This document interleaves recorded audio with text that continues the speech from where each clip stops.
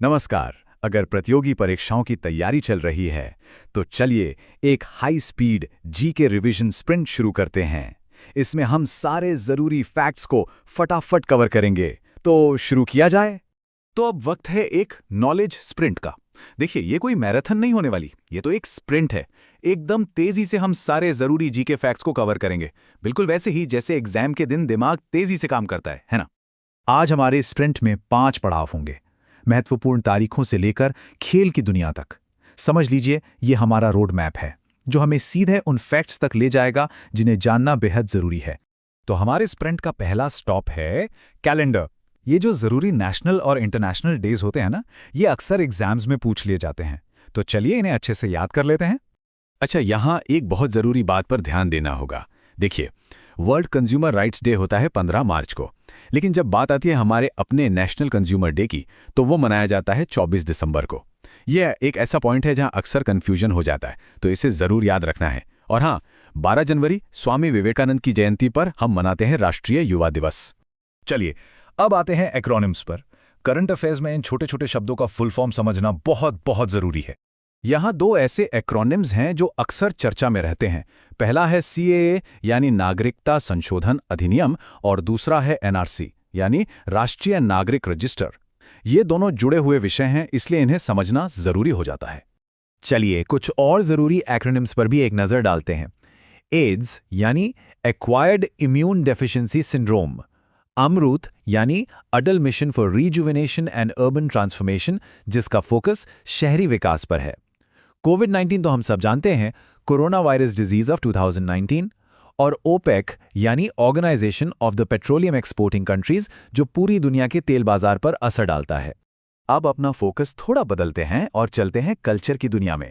इस सेक्शन में हम बात करेंगे कुछ बहुत ही प्रभावशाली किताबों और बड़े बड़े अवार्ड्स के बारे में। फैक्ट्स की बात करने से पहले जरा रामधारी सिंह दिनकर की उर्वशी से ये दमदार पंक्तियां सुनिए। ये दोस्ती के बारे में कर्ण का संवाद है जो हमें भारतीय साहित्य की गहराई दिखाता है। क्या बात है। यहाँ कुछ बहुत ही महत्वपूर्ण लेखक और उनकी फेमस रचनाएं हैं। अज्ञेय की कितनी नावों में कितनी बार, भीष्म साहनी की तमस, शशि थरूर की why I am a Hindu, और डॉक्टर APJ अब्दुल कलाम की turning point, a journey through challenges. ये नाम और इनके काम दोनों ही काफी जरूरी हैं। चलिए अब बात करते हैं अवार्ड्स की। अभी हाल ही में 59th ज्ञानपीठ पुरस्कार दिया गया है। ये भारत का सबसे बड़ा साहित्यिक सम्मान है। और हाँ, एक और जरूरी फैक्ट, इसकी पहली महिला विजेता कौन थी? वो थी आशापूर्णा देवी। ये नाम भी याद रखना बहुत जरूरी है। हमारा अगला पड़ाव है नेशनल और ग्लोबल इंस्टीट्यूशंस। हम उन ऑर्गेनाइजेशंस पर फोकस करेंगे जो हमारी दुनिया को एक तरह से चलाते हैं या उसे आकार देते हैं।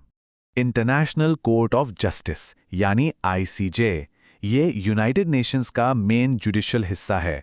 अच्छा, इसका हेडक्वार्टर कहाँ है? ये है हेग, नीदरलैंड्स में। ये सवाल तो एग्जाम्स में अक्सर आता ही रहता है।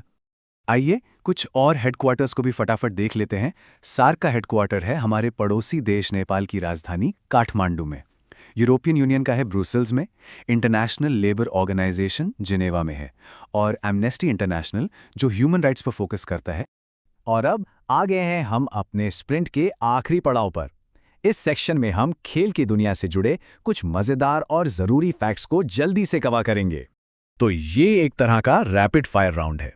वेलोड्रोम ये होता है साइकिलिंग के लिए। वेलिंगटन ट्रॉफी का संबंध है रोइंग से।